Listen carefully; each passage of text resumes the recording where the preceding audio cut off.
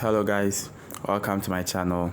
Today is an amazing day, and if you're new to this channel, please kindly hit the subscribe button and relax as I take you through a virtual adventure. Now let's get to business. Its common name is albatross, simply albatross, and their scientific name is kind of Diomedida. It's a bird. Its type is a bird, simply a bird. As you all know, it's a bird.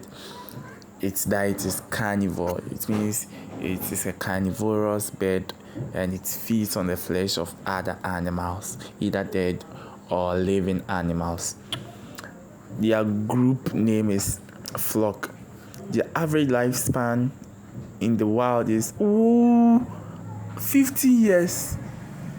It means they can live up to 50 years. Wow, what an amazing creature. Hold up, man. Its size is 6.5 to 11 feet. That's more than a human being. Fuck, man. It weighs up to 22 pounds. Size relative to 6 feet, man. Jesus. So enjoy a short video if I take you through the theoretical aspect like never before. Here we go.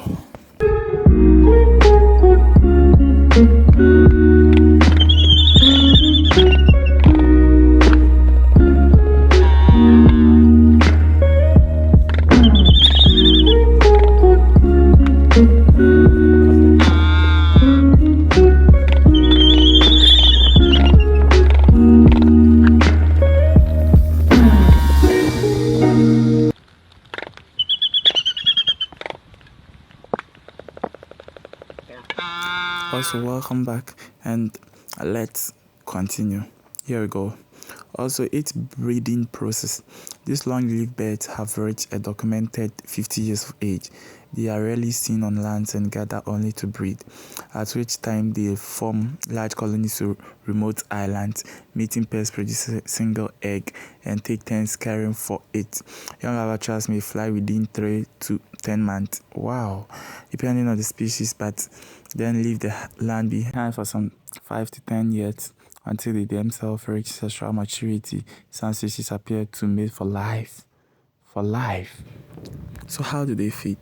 Also, the albatross feed primarily on squid or schooling fish that are familiar with mariners because they sometimes follow sheep in hope of dining on handouts or garbage.